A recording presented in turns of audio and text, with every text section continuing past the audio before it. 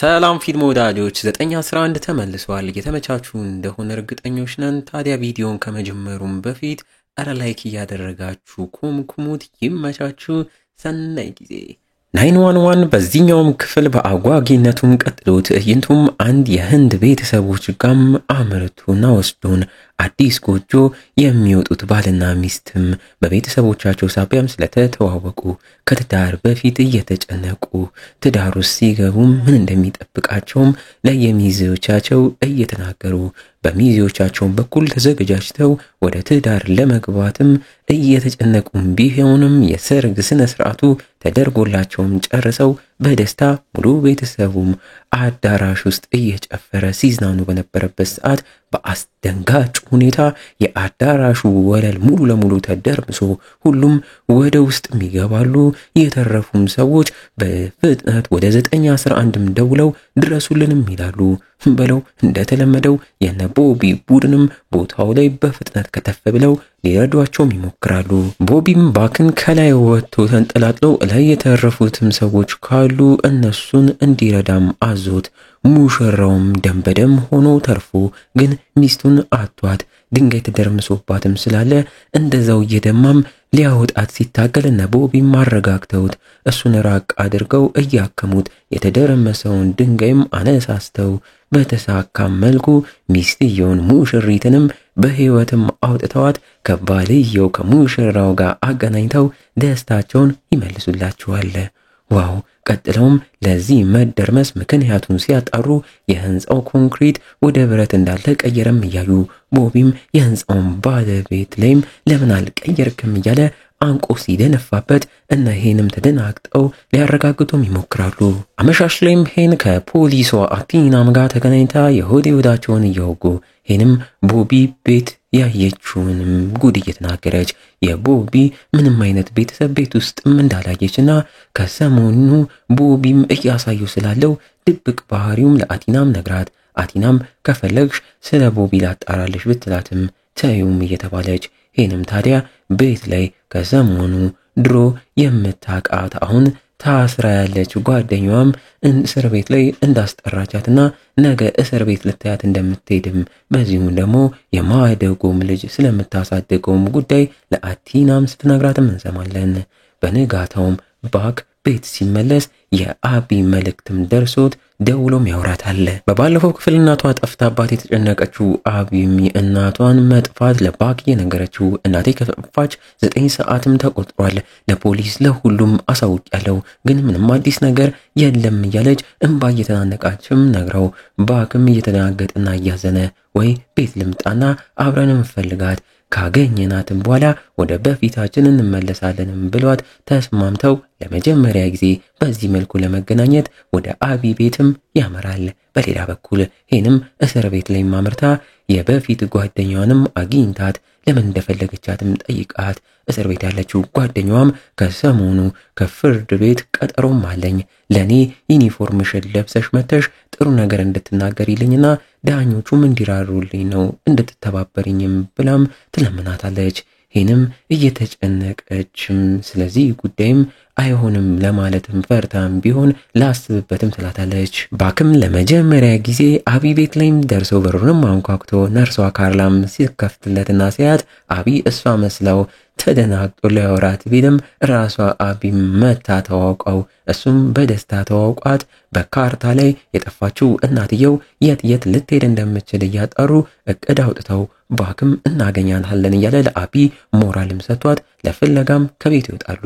በሌላ ትዕይንት ቦቢም ቄሱ ጋር በድጋሚም አምርቶ እየተናዘዘ እስከ ዛሬ ለስራ ባልደረቦቹ ለማንም ያልተናገረው ሚስጥርም ይናገራል። ይህም ደብቆ የያዘው ሚስጥርም በሚያስደነግጥ መልኩ ሙሉ ቤተሰቤን የዛሬ 5 ዓመት ገድያለሁ ሲሉም ሲናገር እንሰማዋለን። በለው በዚሁ ትዕይንቱ የዛሬ 5 ዓመት ብሎ ወደ ኋላ መልሶም ቦቢም በጀርባ ህመም የሚሰቃይበት ጊዜም እንደነበረ የጀርባ ህመምም የገጠመው የእሳት አደጋ ስራውን ሲሰራ ወድቆም እንደሆነም እየተረዳን አመሻሽ ላይም ቤት ሲመለስ መጠጡን ጠጥቶ ሽታውም እንዳይነቃበት ከረሜላውን መጡ።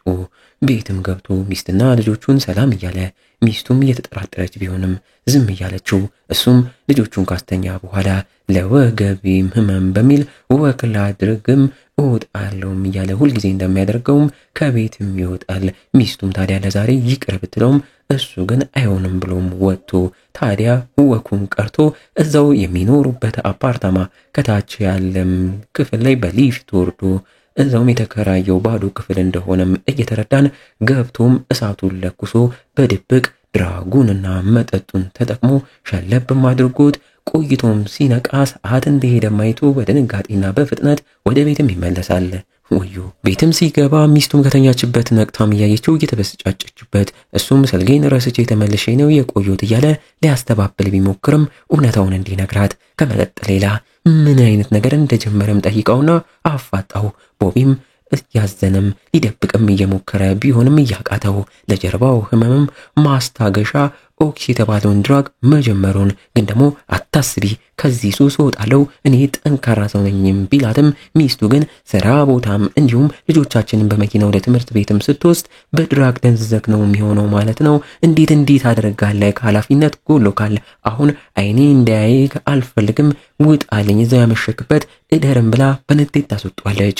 ቦቢም እያዘነም ወጥቶ የተከራየው ክፍል ላይም ሲያመራ ቁልፉን ቤት እንደረሳም ተረድቶ መግቢያም ስላጣ ቤትም ከመመለስ በሚል የህንጻው ሩፍቶፕም ላይ ወጥቶ መጠጡን እየጠጣ እዛ ያሸልባል። ወዮ እኛም ታዲያ እዛ የተከራየው ባዶ ክፍል ውስጥ አስቀድሞ የለኮሰው እሳት ይበልጥ እየነደደ እንዳለም እያየን ብዙም ሳይቆይ ሙሉ ክፍሉና ኮሪደሩም ይነዳል። 911 ላይ ይደወላል።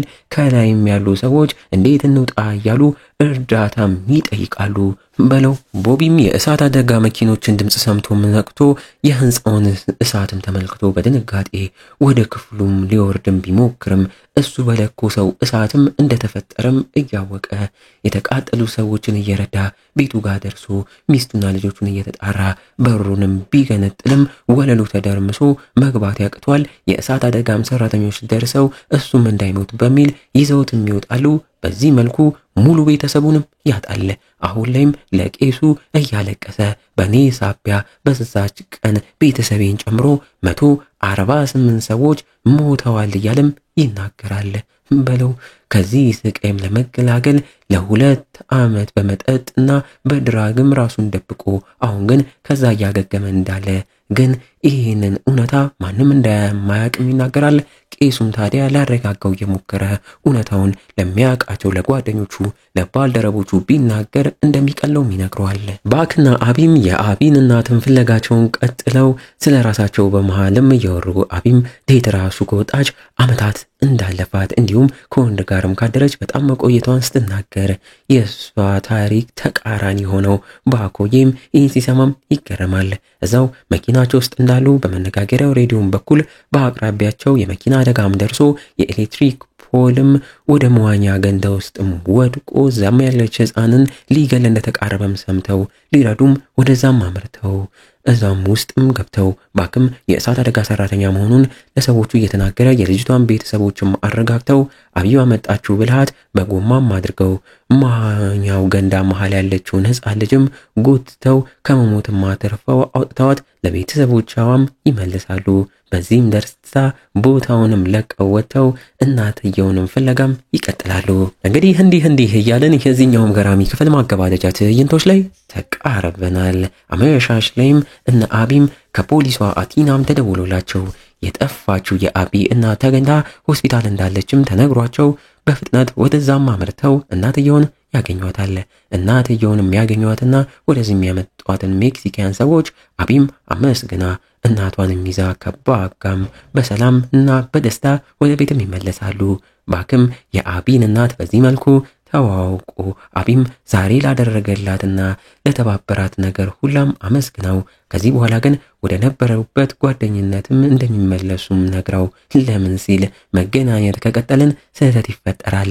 አሁን እየተሰማክ ያለውን ስሜት ይገባኛል። ስለዚህ በጓደኝነት እንቀጥልም ብለው በስስት ተያይተው ተቃቅፈው ይሰነባበታሉ። ባክም ለመጀመሪያ ጊዜ ከሴት ጋር ውሎ ምንም ሳያደርግ ይመለሳል። ዋው ለውጥ! በንጋታው ባክም ስራ ቦታ ሲመለስ ለነሄንም በደስታ ከሴት ጋር ውዬ ከእናቷም ጋር ተዋወቅኩም ከዛም ከማንም ጋር ምንም አይነት ግንኙነት ሳላደርግ ይኸው ተመለስኩ፣ ለውጤን ስሙም እያለ ይደሰታል።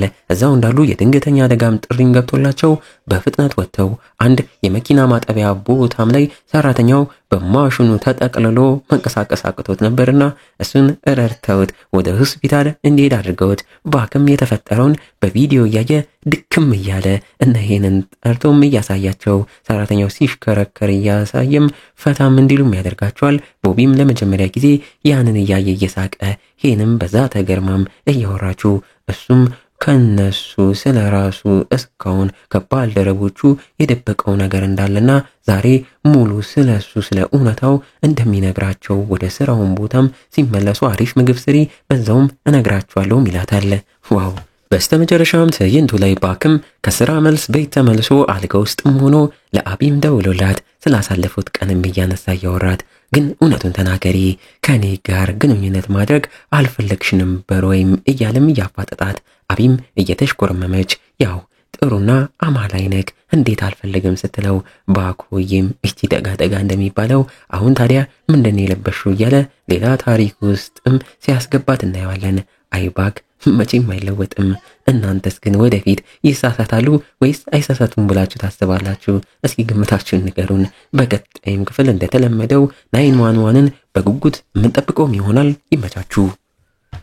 እና እንዴት ነው ፊልም ወዳጆች? ሙቪው ተመቻችሁ? በእርግጠኝነት ወዳችሁታል። ታዲያ እንደተለመደው ይቺን ቪዲዮ አነስ ያለች የተመቻችሁን ያህል ላይክ አስገቧት። በቀጣይም በሌላ ገራሚ ታሪክና ሙቪ እስክንገናኝ የዛ ሰው ይበለን። እንወዳችኋለን። ቸር ቆዩልን።